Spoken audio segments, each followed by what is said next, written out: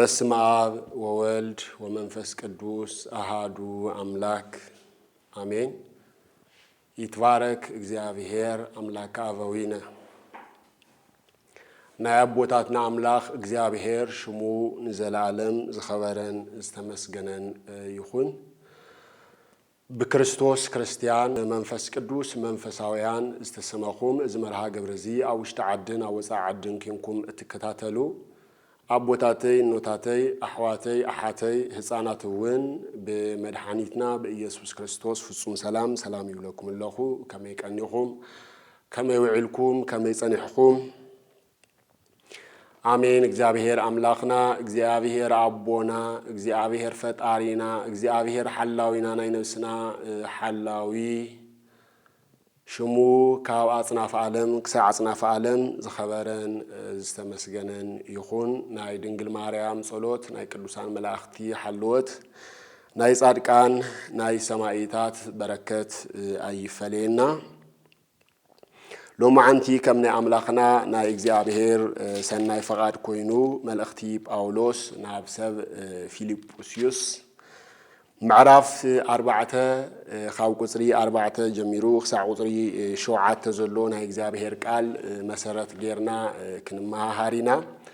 ዘምህር እግዚአብሔር እዩ። እግዚአብሔር ምስኩላትና ይኹን። ቃሉ ከምዚ ይብል፣ ኩሉ ሻዕ ብጎይታ ተሓጎሱ፣ ደጊመ ተሓጎሱ እብል ኣለኹ። ልውህናኹም ኣብ ኩሉ ሰብ ይፈለጥ፣ ጎይታ ቀረባ እዩ። ንኹሉ ነገር ብጸሎትን ልመናን ምስ ምስጋና ድልየትኩም ንእግዚአብሔር አቅርቡ እምበር ብሓደ እኳ ኣይትጨነቁ። እቲ ካብ ኩሉ ምስትውዓልን ላዕሊ ዝኾነ ሰላም እግዚአብሔር ድማ ንልብኹምን ሓሳብኩምን ብክርስቶስ ኢየሱስ ክሕልዎ እዩ። ስለ ቃሉ ሕዝውን አምላክና እግዚአብሔር ሽሙ ዝኸበረን ዝተመስገነን ይኹን። እግዚአብሔር ከምህረና እዩ። ኩልኹም ምስ ቃሉ ንኽትኮኑ ብእግዚአብሔር ሽም ይምሕፀነኩም። ናይ ትምህርትና ርእሲ ዝኸውን ኩሉ ሻዕ ብጎይታ ተሓጎሱ ዝብል እዩ። ኩሉ ሻዕ ብመን ተሓጎሱ? ብጎይታ ተሓጎሱ። ናይ ብሉይ ኪዳን ቅዱሳት መጻሕፍቲ ናይ ሓድሽ ኪዳን እውን ቅዱሳት መጻሕፍቲ ክነንብብ እንከለና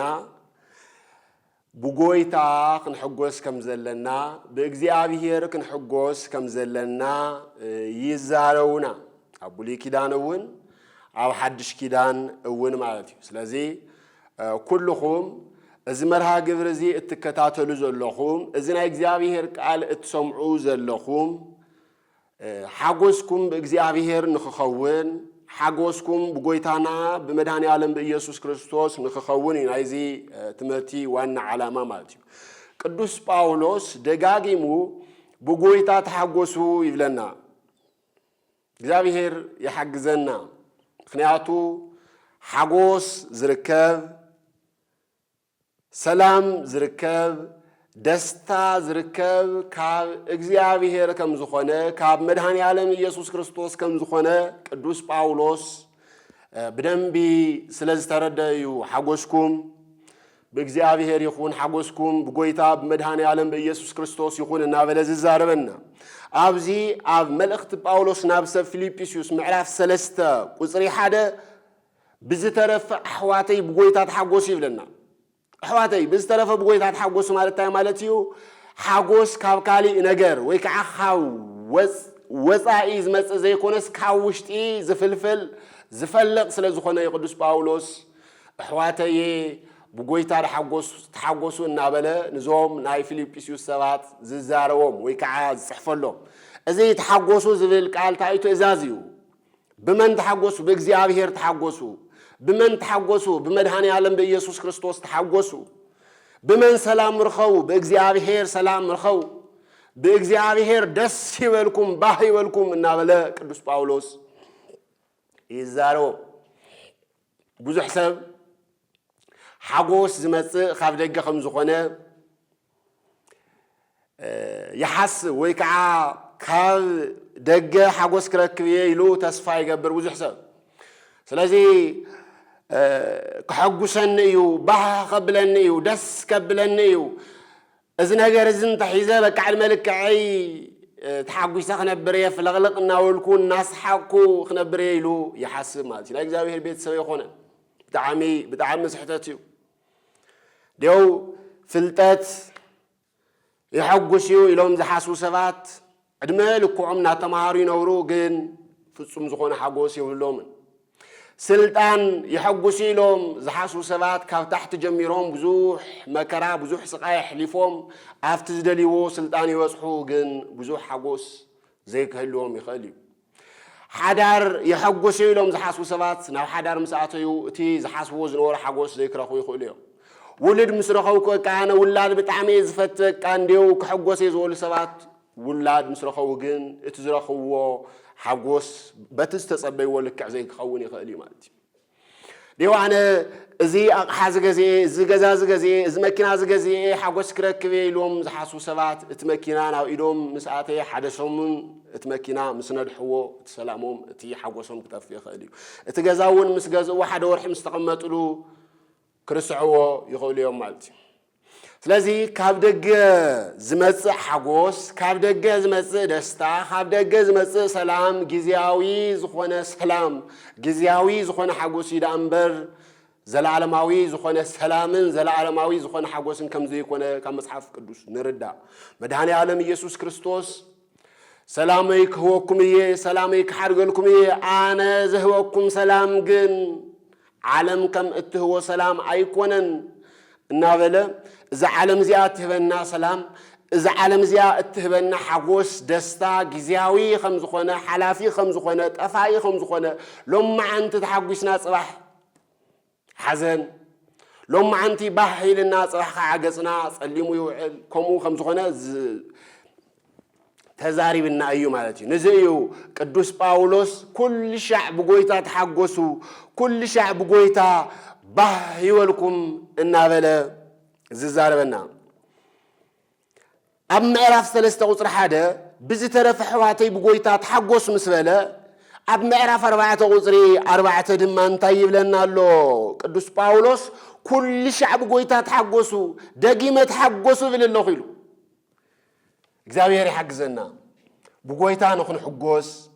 بمدهاني عالم بإيسوس كريستوس نخن حقوس باتي أمسكال زفسسلنا خور زخونا دم باتي زتقورسلنا قدوس زخونا سجان خن حجوس باتي نايم مدحان سرحون خن حجوس باتي إجزابير زجبرلنا سناي نجر خن حجوس من يحجزنا إجزابير يحجزنا نا إجزابير بيتس نعم تحجوسو دقيمة تحجوسو باللخو مسبلا لوهنا خم أو كل سب يفلت قويتا قربا ايو يلنالو قويتا قربا مالتا مالتي እግዚአብሔር مسانايو እግዚአብሔር ውሽጥና ይዘሎ አንሕና ኦርቶዶክሳውያን ዝኾንና አንሕና ክርስቲያን ዝኾንና ኩላትና አወዳት በሩዓ መዓልትና ደቂ አንስትዮ ድማ ኣብ 80 መዓልተን ኣብ ንጥመቀሉ ግዜ ናይ እግዚአብሔር መሕደሩ ኮይና ኢና ናይ መንፈስ ቅዱስ መሕደሩ ኮይና ኢና ناي آب ناي ولد ناي منفس قدوس محضر خويناينا أوشتنا منلو እግዚአብሔር له أوشتنا منلو مدهاني عالم يسوع كريستوس الله أمانيل مالت نتاي مالتي እግዚአብሔር مسانا أيو مالتي እግዚአብሔር بقى بسماء راح تقميتو خمس نبر نحسن انتو خوينا لك عيكونا نا እግዚአብሔር ቤተሰብ እግዚአብሔር ልብና له እግዚአብሔር ውሽጥና له እግዚአብሔር ቀረባዩ ስለዚህ እግዚአብሔር ውሽጥና እንታልዩ መንፈስ ቅዱስ ውሽጥና እንታልዩ ሓጎስ ከዓናይ መንፍሬ ናይ መንፈስ ቅዱስ ፍሬ ሓደሰብ ወትሩ ግዜ ዝሐጎስ እንተ ኮይኑ ወትሩ ግዜ ዝስሐቅ እንተ ኮይኑ ወትሩ ግዜ በቃ ሰላም ዘሎ ዕረፍት ዘሎ ህይወት ዝነብር እንተ ኮይኑ መንፈስ ቅዱስ አውሽጡ አሎ ማለት ፍረ መንፈስ ቅዱስ ይፍርሎ ማለት ሓደሰብ ከዓ በተቃራኒው ብጣዕሚና ተጨነቀ ብጣዕሚና ተቅበዘበዘ ድቃስ ሲኢኑ ካብ ጭንቀት ዝተለዓለ ልብ ድኻም ሒዝዎ ጨጓራ ደም ግፊት ዝተፋላለዩ ብጭንቀት ዝመጹ ሕማማት ሒዝዎ ዝነብር እንተ ኮይኑ ከዓኒ ዓርስና ክንሓትት يجبنا مالتيو لذي قويتا قربايو እግዚአብሔር ቀረባዩ መድኃኔ ዓለም ኢየሱስ ክርስቶስ ቀረባዩ ምሳናዩ ኣብ ሕድ ሰከንድ ምሳናዩ ሕድ ደቂቃ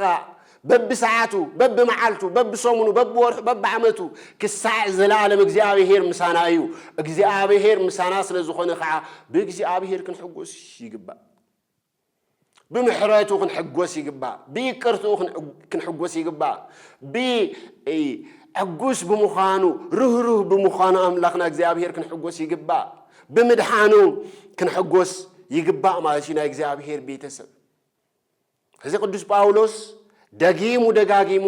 በእግዚአብሔር ክንሕጎስ ከም ዘለና ብጎይታና በአምላኽና በመድኃኒትና በኢየሱስ ክርስቶስ ክንሕጎስ ከም ዘለና ይዛረበና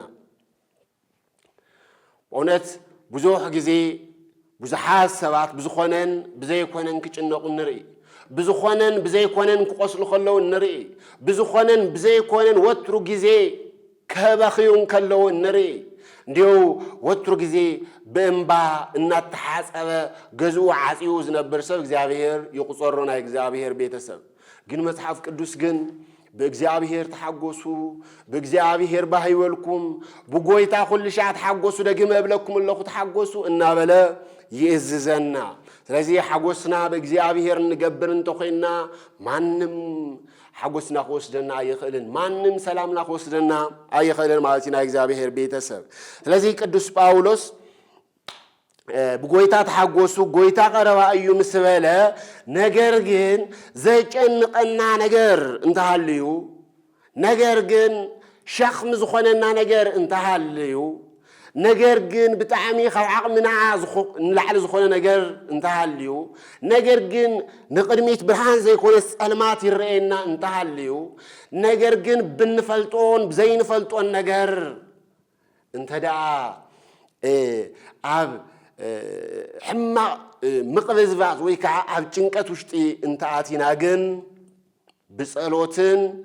ልመናን ምስጋና ድሌትኩም ንእግዚአብሔር አቅርቡ ይብለና ናይ እግዚአብሔር ቤተሰብ ስለዚህ እንተዳ ተጨንቅና ናብ ምን ክንቀርብለና ናብ እግዚአብሔር ክንቀርብለና እንተዳ ተጨንቅና ናብ ምን ክንቀርብለና ናብ ጎይታና ክንቀርብለና ሓደ ነገር ክዛረብ ይደልየና እግዚአብሔር ቤተሰብ ክጭነቁ ከለኹም ናብ ቤተ ክርስቲያን ወይ ከዓ ናብ እግዚአብሔር ቤቱም ወኺዱ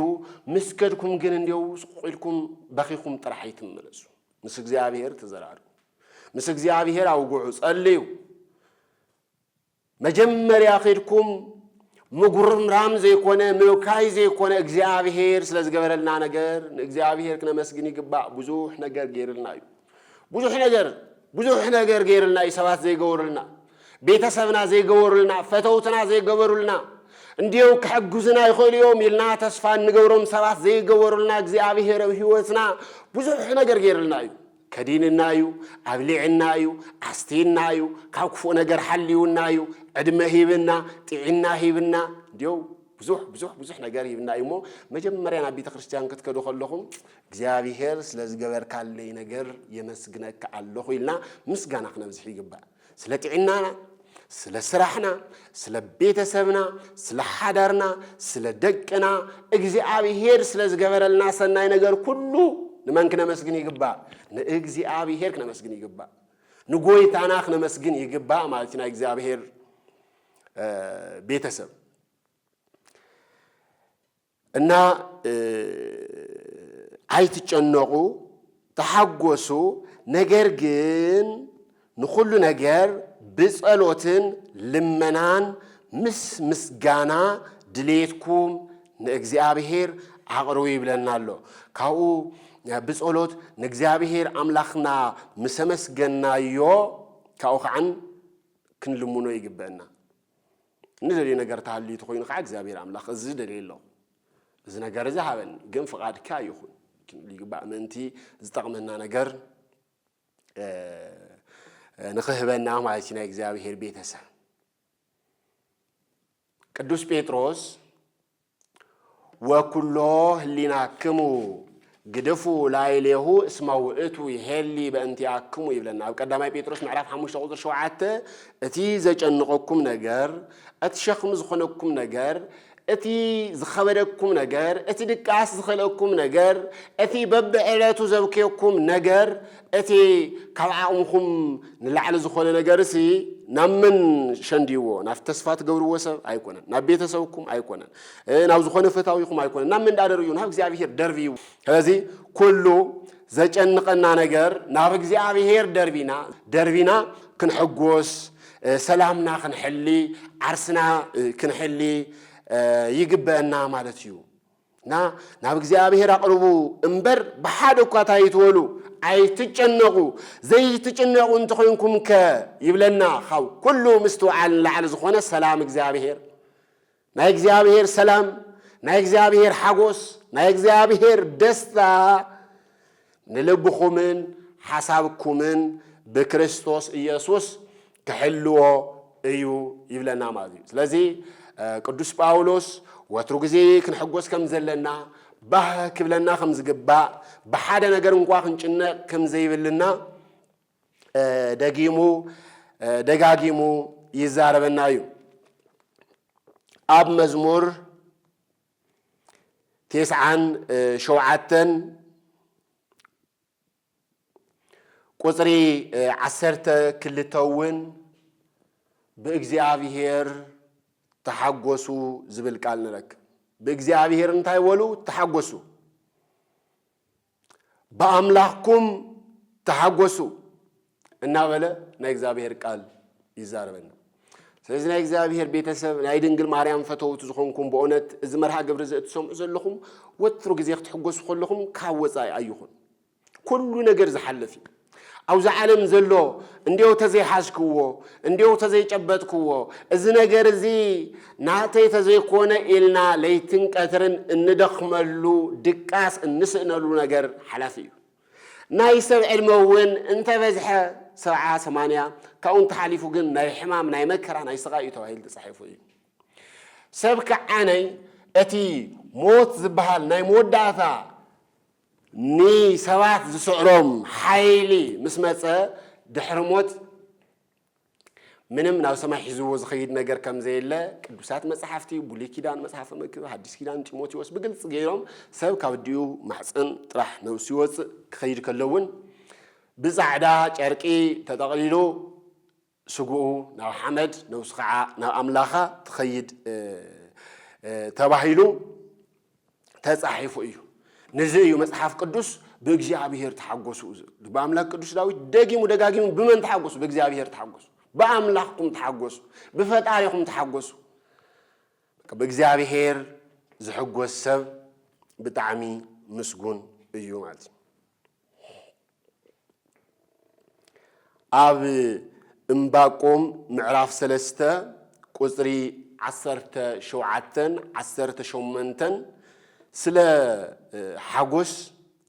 دس زبل قال نرك استي انديو الناس معكم اذا قال زمساي بلو نا እግዚአብሔር ቤተሰብ ኦም በለስ እንተ ዘይፍሬት ኦም በለስ እንተ ዘይፍሬት አብ አታክልት ወይነውን ፍረ እንተ ዘይተረክበ አብ አታክልቲ ወይኒ እውን فرا انت زي ترخبه فرا اوليع انت غودله فرا اوليع انت بلا انت غودله غراهوتات زبلع انت زي هاو غراهوتات زبلع انت زي ولو انت زي هاو اباغي كابدنبه انت طفا اباغي كابدنبه انت طفا كفتوين عب دم بيتات انت تسعنا كفتوين عب دم بيتات انت تسعنا انا جن بإግዚአብሔር كحجوس إياه أنا جن بمن كحجوس يا بإግዚአብሔር كحجوس يا حجوسنا بإግዚአብሔር يخون زلنا إግዚአብሔር بيتسب حجوسنا بمدهاني عالم بإيسوس كريستوس باتي قدوس زخونه صادق زخونه نصح زخونه فصوم زخونه كاو حاتياتنياتات زتفله ኣብ ዘመን ፍጻሜ ካብ ሰማያት ዝወረደ ካብ ድንግል ማርያም ካብ ስጋ ካብ ነብሳ ነብሲ ነሲኡ ተዋሂዱ ስጋን ነብስን ተዋሂዱ ዝተወለደ ኣብ መስቀል ተሰቂሉ ሞትና ዝሞተልና ብትንሳኤኡ ከዓ ህይወት ዝሃበና ካብ ዘለዓለማዊ ሞት ናብ ዘለዓለማዊ ህይወት ዘሳገረና ካብ ህልም ዝበለ ጸልማት ናብ ዘደንቕ ብርሃን ዘእተወና ዘፍለሰና ነቲ ኣብ መስቀል ተሰቂሉ ብሞቱ ህይወት ዝሃበና ነቲ ኣብ መስቀል ተሰቂሉ ኣባ ስረይ ሎሙ በዘእያእምሩ ይገብሩ ኣቦይ ትዝገብርዎ ኣይፈልጡን እሞ ይቕረበሎም ኢሉ ዲው ምስ ኣምላኽና ምስ እግዚኣብሔር ዘተሓረቐና እቲ ዋጋ ዝኸፈለልና ብኣምላኽና ብምድሓንና ብኢየሱስ ክርስቶስ ክንሕጎስ ይግባእ ብእግዚኣብሔር ክንሕጎስ ይግባእ ብፈጣሪና በቲ ዘንብረና ክንሕጎስ ይግባአና ማለት እዩ እና ከፍቲ እውን ኣብ ደንበታት እንትተሳኣና ኣነ ግን ብመን ክሕጎስ እየ ብእግዚኣብሔር ክሕጎስ እየ ብኣምላኽ ምድሓነይ ሓሴት ክገብር እየ ይብላ እግዚኣብሔር ሓሴት በቃ ካብ ውሽጢኻ ካብ ልቢ ዝፈልቕ ካብ ውሽጢ ዝፈልቕ በቃ ዝተፈጠረ ተተፈጠረ ምንም ንቕንቕ ዘይብል ሓጎስ ንቕንቕ ዘይብል ሓሴት ካብ መንፈስ ቅዱስ ዝፈልቕ ምክንያቱ ኣብ መጀመርያ ከም ዝተዛረብክዎ ካፍቶም ናይ መንፈስ ቅዱስ ፍረታት ሓደ እንታይ እዩ ሓጎስ ግድ የብልኩም እንተሓጎሱ ነገራት ኩሉ ከምቲ ተሓስቡ ዋላ ተዘይኮነ ተሓጎሱ ዋላ እቲ ክነሳኽዑ ኢና ኢልኩም እተሓስብዎ ነገር እንተዘይሳኻዕኩም ብእግዚኣብሔር ግን ተሓጎሱ ዋላ እቲ ክንበፅሑ ኢና ኢልኩም ብዙሕ ዋጋ ዝኸፈልኩምሉ ነገር እንተዘይበፃሕኩምሞ ብእግዚኣብሔር ተሓጎሱ ብጎይታ ብመድሃኒ ዓለም በኢየሱስ ክርስቶስ ተሓጎሱ ካብ ጭንቀት ዝርከብ ምንም ዓይነት ነገር የለን ብዙሓት ሕማማት ሕዚ ኩልኩም ከም እትፈልጥዎ ወይ ከዓ ከም እነንብዎ ከም እንሪኦ ብዙሓት ሕማማት ጨጓራ ክኾን ይኽእል ልቢ ድኻም ክኸውን ይኽእል ብዙሕ ነገር ዝመፅእ ካብ ምንታይ እዩ ካብ ምጭናቕ እዩ ስለዚ ተጨኒቑ ሰብ ምንም መፍትሒ ክረክብ ዘይኽእል እንተኾይኑ እቲ ዘጨንቆ ነገር ኩሉ ናብ እግዚኣብሔር ደርብዮ ብእግዚኣብሔር ክሕጎስ ይግባእ ማለት እዩ እና እምባቆም ኣነ ግና ብእግዚኣብሔር ክሕጎስ እየ ብኣምላኽ ምድሓነይ ሓሴት ክገብር እየ እናበለ ይዛረበና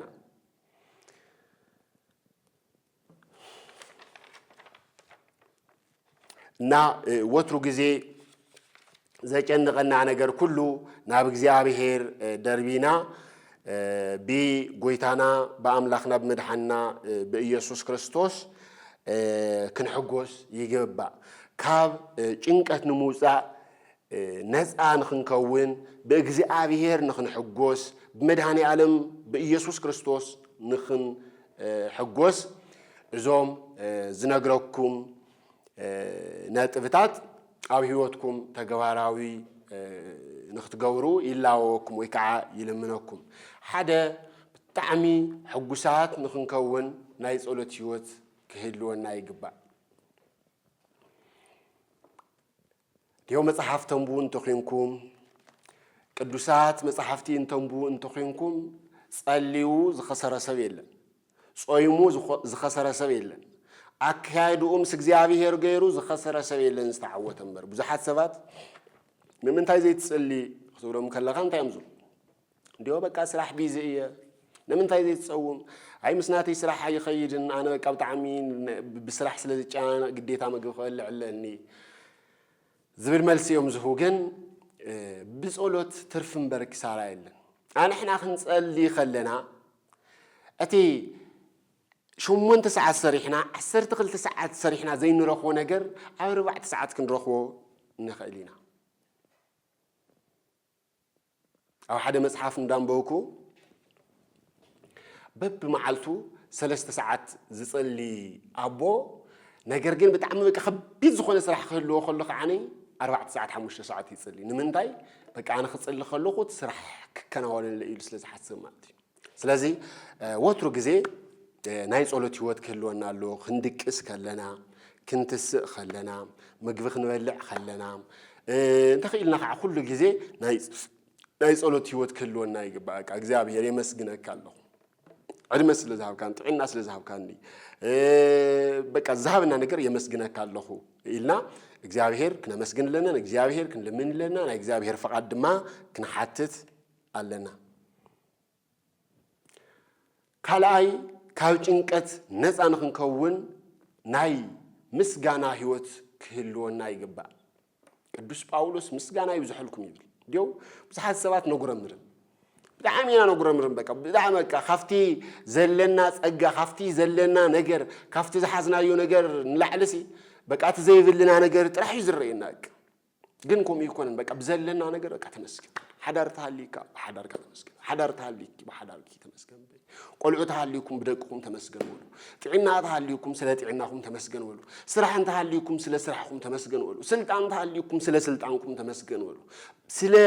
زلنا نجر كله تقبلنا هو እግዚአብሔር እዚ ነገር እዚ ስለ ዝሓብካን ይመስግነካ ለኹ ኢልና ምስጋና ክነብዝሕ ከለና ምስጋና ናብ እግዚአብሔር ክነቅርብ ከለና ብዙሕ በረከቲና እንቀበል ለዚ ኣብ ምስጋና ብዙሕ በረከትሉ ለዚ መጉረምረምት ዘይኮነሲ መመስገንቲ እንተ ኮይና ወትሩ ግዜ ብጎይታ ንሕጎስ ኩሉ ሻዕ ብጎይታ ንሕጎስ ኩሉ ሻዕ በእግዚአብሔር ንሕጎስ ማለት እዩ ካሊ እንታዩ መንገድና ንእግዚአብሔር ሓደራ መሃብ دعمي بإግዚአብሔር نخن حجوس بقويتانا نخن حجوس بمدحاني عالم بإيسوس كريستوس نخن حجوس بتي مدحانو نخن حجوس انت هنقبر لنا من قدنا نእግዚአብሔር بقى نعاق حدا راهي بك الله سرحنا نعاق حدا راهي هيوك الله دقنا نعاق حدا راهي بك الله حدرنا نعاق طعنانا نعاق حدا راهي بك الله إلنا زلنا نجر كله نግዚአብሔር حدرا انه انت خوينا نتن ومنات زخنا أداو إنه أنتو خينا بتعمي حجوسات نخون مالتي رابعي تايو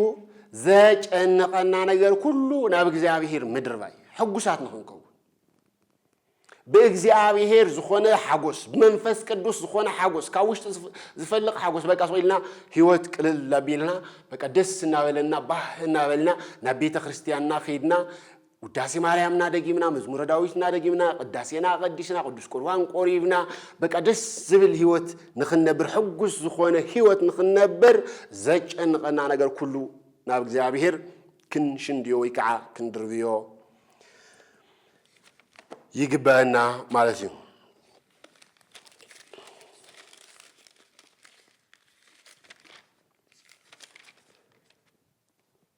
اتخالي انتايو እግዚአብሔር نعانا زحاسو زحاشخم زخونه بأمنت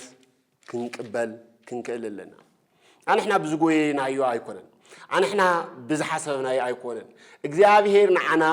زحاسبلنا زاقدلنا نغرلو እግዚአብሔር بصحيو زبلك تبصحيخ እግዚአብሔር بصحيو زبلك تبصحيخ እግዚአብሔር بصحو زبلنا ነገር ክንበጽሒና ናይ እግዚአብሔር ፈቃድ ክልክል ዝኽእል ማንም ሰብ የለን ነገር ግን ብናይ ዋዕልና በርትዐ ብናይ ዋዕልና ጉልበት ብናይ ዋዕልና ክስታይ ዝኸውን ነገር ስለዚህ የለ እግዚአብሔር ዝኾነ ነገር ክጎድለና ከሎ እግዚአብሔር ዝሐሸ ነገር አዘጋጅልይ አሉ እግዚአብሔር ካውዚ ዝበልጽ ነገር አዘጋጅልይ አሉ ኢልና ንሐስብ እንተዳው ኮይና ወተሩ ግዜ ሕጉሳቲና እንኸውን በአምላክና በእግዚአብሔር ንሕጎስ ማለት እዩ ትንቢተ ኤርምያስ ምዕራፍ 29 قصري عسرت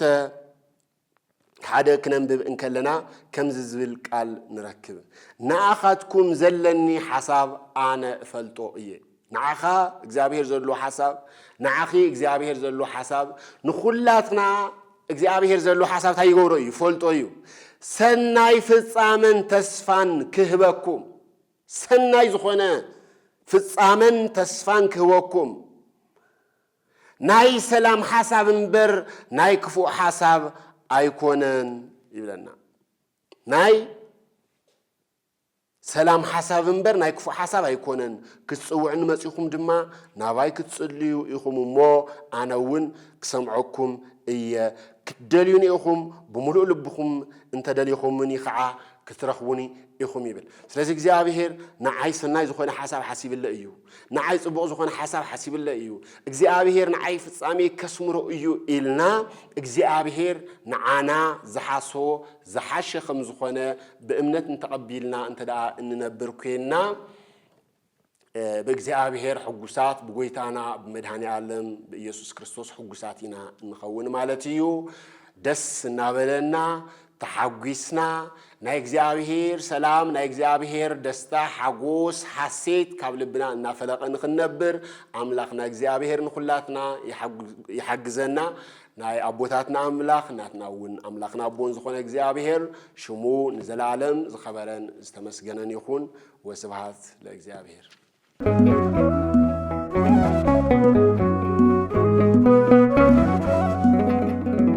Thank you.